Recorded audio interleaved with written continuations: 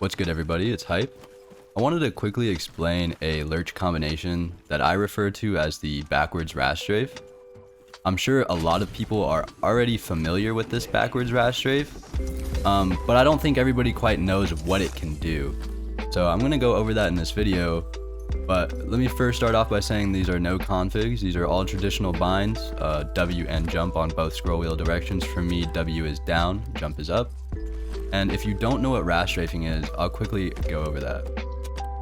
RAS strafing is pretty simple. You're going to want to look straight ahead and start your jump off with your side input key, either D or A. If we start the jump off with D, we're going to want to press WAS right after and make sure we're ending on those A and S keys, as that's going to get you towards the other direction you started from and actually whip your character model around in like a 180 forward circular motion. Pretty useful in shotgun fights and bubble fights and even close range tracking fights with hipfire. It just moves you out of people's reticle while also dodging you in and out of bubble for a split second. Really good. It's basically how RAS takes less damage than most pro players in ALGS. Alright, now that you understand RAS strafing, let's move on to the backwards RAS strafe. The backwards RAS strafe is essentially the same thing. We're just going to replace the W key in our string of inputs with the S key.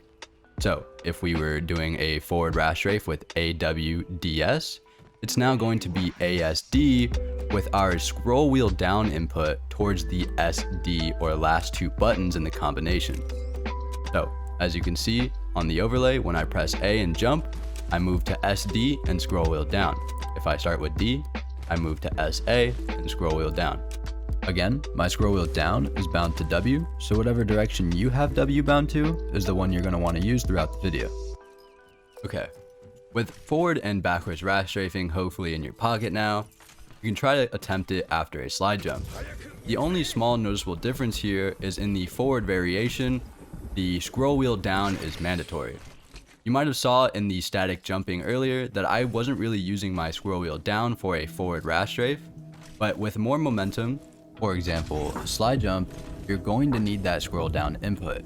For you it may be up, but just that scroll W input.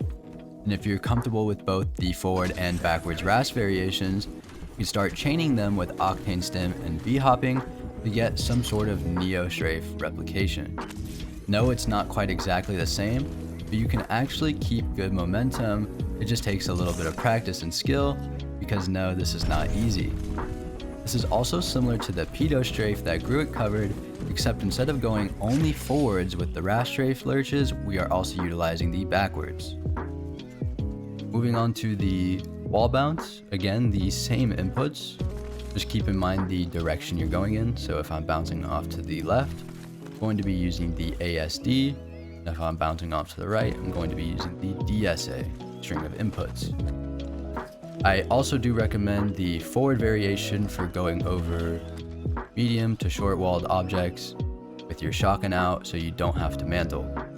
It's also good for getting edge slides like in this case, and it's pretty good with keeping your momentum, so again you can chain them in a shotgun fight.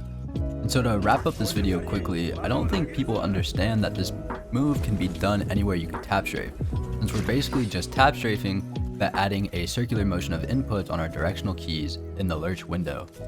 And so I hope this video is clarifying, because I know that there's not a lot of information on this topic, and I hope by showing you how to do the forwards and backwards RAS strafes and the what I'd consider 3 major movement techs, that you're able to take away something from this video. But if you do have any questions, feel free to ask below, because I'm always down to elaborate or clarify further. This is my first video guide, so it's not always going to be 100% thorough. And thank you again if you made it through the video. Please consider liking and sharing with the homies if it helped you. And if you're feeling extra generous, subscribing. Thank you. Bangladesh in the car.